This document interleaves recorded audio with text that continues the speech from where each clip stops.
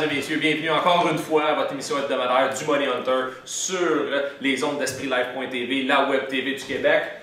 On est déjà rendu au quart de la saison, Ouais, 25% de la saison qui est déjà faite, quatrième semaine, ça va vite, hein? Là, 4 semaines, on était déjà super énervés. Là, dans début de saison de kick-off. Ben oui, puis ça va vite. Déjà les bye week qui commencent. Là, quelques équipes en bye week, ouais. Le hockey commence la semaine prochaine. Là, on voit qu'on rentre vraiment dans une belle portion de l'année, moi je trouve, du monde du sport. Les séries au baseball. NBA qui commence. NBA qui commence, là, hockey. Fait que c'est super intéressant, mais là, nous autres, on se consacre vraiment, encore une fois cette année, à la NFL. Donc, c'est le week 4 qui commence. La semaine passée, ça a été vraiment une semaine passée de upset. Là. Moi, personnellement, là, même les bookies, même avec. Il n'y a personne, il y a tous les bons pronostiqueurs, si on peut dire ça de même, là, que les connaisseurs, ils ont tout dit que c'était une semaine là, vraiment là, bizarre dans le football. Il y a eu beaucoup d'upsets, beaucoup de cotes qui n'ont pas rentré, les Colts qui s'en vont battre les 49ers à San Francisco. Les Browns de Cleveland qui battent les Vikings du Minnesota. Ça a été un moi, le spread, j'ai gagé sur Colts, mais j'ai pris le spread, le plus 10. Mais je pensais, honnêtement, là, je pensais jamais qu'elle allait les battre chez eux. Là. Je me suis dit, ils vont perdre d'un toucher, un 3 points, ils vont être dans le game, mais pas d'aller gagner ça. Puis haut la main, là, c'est un dégelé que le 11 février. Ah, ben oui. C'est une vraie correction. Mais là, je pense que les choses vont revenir un petit peu à la normale. Il y a des équipes qui recommencent à prendre du galon, qui ont étudié leur jeu. Donc, il y a encore des équipes à 3-0 qu'on s'attend pas. Là. Des équipes comme Miami, des équipes comme les Chiefs de Kansas City. Personne ne les voyait là à 3-0, ces équipes-là. Là. Puis, ils rivalisent avec les gros clubs. Là. Justement, les deux ont des grosses confrontations. Là. Chiefs un peu moins parce qu'ils jouent contre tes Giants qui boitent un peu. Là. Mais Christy, les moyens de. Les Dolphins de Miami. Ça va jouer contre les Saints. On s'entend que les Saints là-dessus vont remporter. Deux équipes 3-0, il y en a des deux qui sera plus parfait après ce game-là, ça c'est sûr. Ça c'est sûr, mais en tout cas, bon, on va passer vraiment, là, comme je vous dis, là, aux choses sérieuses à la week 4. Alors, mon bronze pick, moi, cette semaine, je vais y aller avec une équipe que j'apprécie beaucoup là, depuis le début de l'année. Les Bears de Chicago qui s'en vont affronter les Lions de Détroit à Détroit. Moi, personnellement, je suis impressionné par Mark Trestman. Le changement qu'il fait, je me répète à toutes les semaines, mais ce gars-là était pour les Alouettes de Montréal, Ligue canadienne de football. Il est allé 3 essais, il est rendu dans la NFL, il a gagné ses 3 premières parties, il est 3-0. Moi, Jay Cutler, il me surprend. Moi, c'est un gars qui j'ai tout le temps trouvé que c'est une tête folle un petit peu, c'est un QB qui est chiant, c'est au line aussi quand il se fait saquer, ça c'est un. C'est ça, on dirait qu'il a changé sa dynamique. Brandon Marshall, il est là pour gagner, Matt Forte, mais c'est surtout la défensive. On sait, les Lions de Détroit, c'est une équipe qui joue beaucoup avec le style aérien, avec Calvin Johnson puis Stafford. Mais moi, personnellement, je ne sais pas comment ils vont être capables de passer des gars comme Tim Jennings. Il y a quelque chose d'important qu'il faudrait dire, par exemple, par rapport à ce game-là. C'est que Reggie Bush, il revient. Là. Reggie Bush, il revient, mais Nate Burleson s'est brisé le bras dans un l'accident d'auto. Fait que moi, personnellement... Là, ça, c'est quelque chose que ben, ne savent pas parce que c'est un accident d'auto. C'est pas sur le terrain que c'est blessé. Fait que ça, quand tu le sais pas, puis ça enlève beaucoup d'options. Tu as ton gros wide-out qui joue de ce côté-là. Fait qu'on s'entend, ça va être double coverage là, sur Calvin Johnson.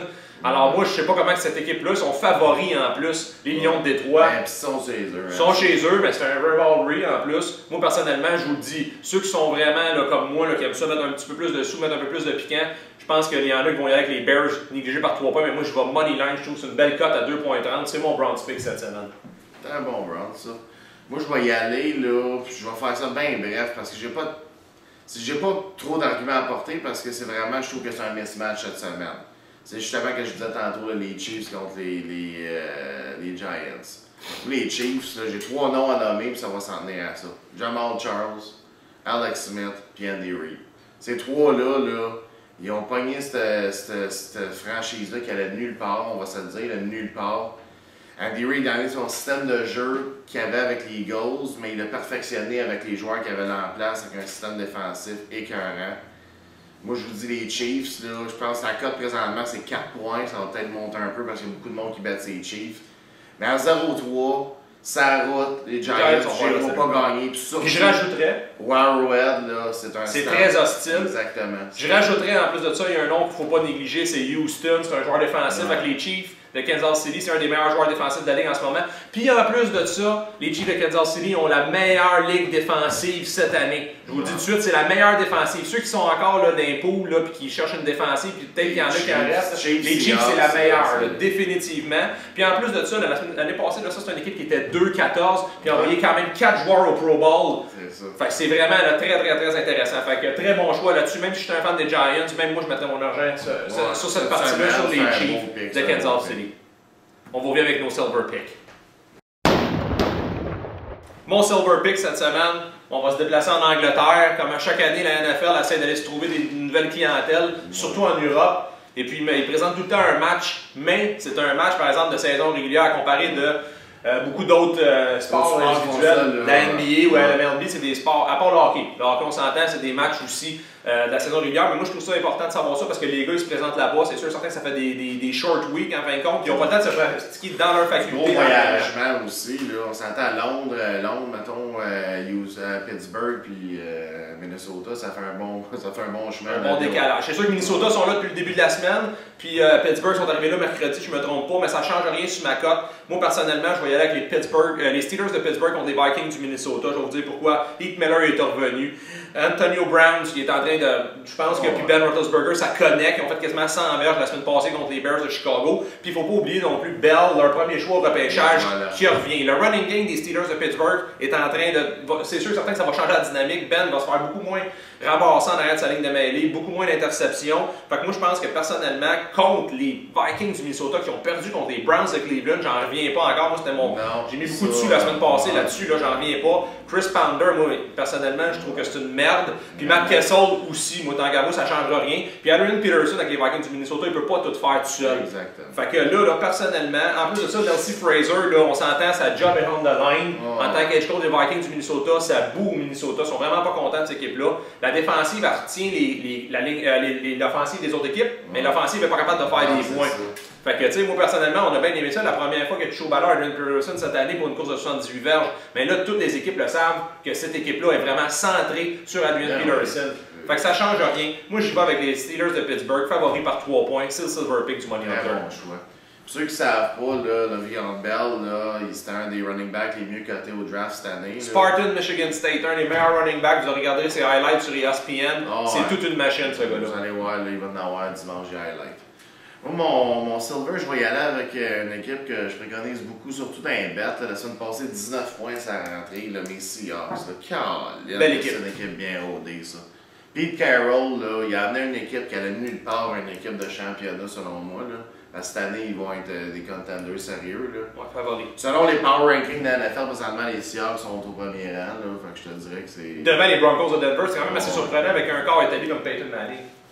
Regardez, moi, là, je dirais qu'à 3 points, peut-être ça va bouger celle-là aussi, peut-être ça va être à 4 points, mais prenez-la pareil. Même si c'est à Houston. Houston, ils ont perdu contre les Ravens, que selon moi, ça c'est un autre upset, parce que les Ravens, je ne voyais pas gagner ce match-là comme C'était tout. Puis, regarde, ils ont été capables de chercher ça, puis solidement. Fait que je vois pas comment que Houston, avec un match-up qui n'arrache, parce que je viens dans mon pool, puis il est vraiment pas payant, puis même Andrew Johnson non plus, fait que regarde. Moi, cette équipe-là, personnellement, il ne m'impressionne pas tant que ça, Houston. Je trouvais qu'on avait beaucoup d'attentes avec eux autres en début d'année. Plus ça va, plus on s'aperçoit qu'il y a des éléments qui manquent. Un peu de profondeur. Tandis que les Seahawks, ils ont tout. Il n'y a rien qui manque. Il y a un bon running game, une bonne défensive, un bon carrière, un bon coach. Des bonnes unités spéciales. Ils ont tout. Regardez, fait Seahawks par 3-4 points, allez-y, c'est du easy money ça en fin de semaine. Là, on vous donne des choix d'or. Fait que là, le silver pick, là, allez-y avec ça, là, trompez pas. On va revenir sur le prochain segment avec nos gold picks. Mon gold pick cette semaine, je vais y aller avec les Ravens de Baltimore qui s'en vont affronter les Bills de Buffalo au Ralph Stadium. Moi, personnellement, les Ravens de Baltimore, ils me surprennent. Oui, on connaît une mauvaise première semaine contre les Broncos de Denver, mais les Broncos de Denver étaient préparés contre les Ravens de Baltimore. Puis en plus de ça, les Ravens étaient supposés de jouer à la maison. Fait que moi, je l'oublie cette week 1-là. Cleveland, ils ont un petit peu de misère, mais sont ajustés. Mais là, la semaine passée contre Texans de Houston, là, je vous dis tout de suite, les Ravens de Baltimore, qu'est-ce qui fait les points dans cette équipe-là? C'est la défensive. Je vous le dis tout de suite, là, ça c'est une nouvelle chimie qui est en train de se former avec les Elvis Dumerville, les Kristen Kenty, les Darryl Smith. Moi, je vous le dis, la semaine passée, Joe Flacco, même pas de passe de toucher. OK? Je vous dis, c'est le QB de cette équipe-là. Là. Ils ont gagné par 30 points. Il y a eu des touchés sur les unités spéciales. Das qui est allé retourner un retour de bâté de 87 verges. Darryl Smith, retour d'interception de 37 verges. Bernard Pierce, parce que Ray Rice n'était pas là la semaine passée, un touché, 50 verges. Fait que moi, je vous dis, cette équipe-là, là, quand même, là, c'est pas un feu de paille. Là. Je vous dis, c'est une bonne équipe. Marlon Brown, le nouveau wide receiver qui remplace Jacoby Jones, il est là. Torrey Smith, il s'en vient pas payer. Ray Rice va être là. On s'en va affronter les Bills de Buffalo. Et les Bills sont surprenants pareil. Bills, ils tirent leur épingle du jeu souvent. Mais là, je vous le dis tout de suite, là, toute leur ligne de secondaire, les corners, leurs top corners sont blessés. Là. Je vous nomme des noms là, comme ça. Là. En fin de compte, là, on a Stephen Gilmore qui est blessé, on a Ron Brooks, on a Lidovis McLevin qui est blessé. Fait que ça, personnellement, on s'entend avec Torrey Smith, là, il va s'amuser là-dedans, là, c'est sûr et certain. Dallas Clark, Ray Rice est supposé être de retour. En plus de ça, là, la défense là, des Bills de Buffalo, là, c'est vraiment Mario Williams là, qui supporte cette équipe-là parce qu'ils sont 28e, sont rankés 28e dans la NFL. Fait que moi, personnellement, là, let's go. Les Ravens favoris par 3 points. CJ Speller qui est day-to-day en plus. Regarde. AJ Manuel, là, je t'aime bien, là, mais je pense pas que tu vas être capable de rivaliser contre les Ravens de Baltimore. Favori par 3 points, les Ravens de Baltimore, c'est le gold pick du Money Hunter. Here we go. Mon gold pick, je vais avec les Colts. Les Colts, là, ils m'ont vraiment impressionné la semaine passée. Là, ils sont allés battre les Niners, comme on disait, chez eux. Ah ouais. Là, ils viennent d'ajouter Trent Richardson. Il y avait déjà 2, je dirais, pas pire running back, mais là, ils sont rendus avec un bon corps de running back avec Trent qui s'est ajouté. Andrew Luck, il est débile, ce gars-là. Ouais, il très bon m'impressionne vraiment. Selon moi, les Colts, ils ont une très bonne défensive aussi. Ils ont été capables de surprendre une équipe que personne ne voyait bien. Ils étaient négligés 10 points, ils sont allés battre. Je ne me trompe pas, c'était pas loin de 28 points d'écart. Je ne me souviens plus exactement ce score. C'était une bonne correction. En fait. Les 49ers n'étaient pas là par tout. Les Colts, même si 8 points, ils jouent contre les Jags. Les Jags, on s'entend dessus là, que je ne vois même pas faire 1 point dans ce game-là quasiment. Là. Comme la chaque semaine, on préparait contre des Jags, puis je pense qu'on ferait de l'argent. C'est ça. Regarde, la semaine passée, 19 points, puis ça rentrait à 4. Je vous dirais, là, 8 points, là, même si les Jags sont à la maison, là, ils pourraient bien jouer Christy dans un aréna, puis ils se feraient battre pareil. C'est pas compliqué. Fait que, moi, je vous dis, Colts all the way, 8 points. Ça, c'est mon gold pick. Pas besoin de renchérir plus que ça. C'est le pick of the week, ça. Ah ouais, définitivement. En plus de ça, c'est Blaine Gamer ou Chad Henne, peu importe. Ça peut être le head coach qui fait changer. Quand même que Maurice Jones-Drew, man, il va lancer le ballon, ça change rien.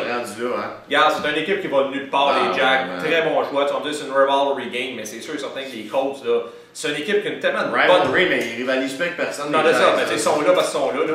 Mais Chuck Pagano, là, personnellement, là, heads up pour ce coach-là, c'est vraiment là. C'est excellent. C'est strong. Très bon choix. Fait que cette semaine, voici nos choix. Alors, j'espère que vous avez apprécié l'émission encore une fois. On aimerait bien ça recevoir vos commentaires, des fois, vos paris sportifs que vous mettez sur. Pour vous, en fin de compte, nous dire un peu, là, peut-être débattre les choix. Commenter, interagir, c'est tout le temps le fun d'avoir des petites discussions sur le site. Fait qu'on vous souhaite une bonne semaine de football, on se revoit la semaine prochaine. Et puis en passant, bon début de saison de hockey à tous les amateurs de hockey aussi qui commencent mardi, le 1er octobre. Bon pari.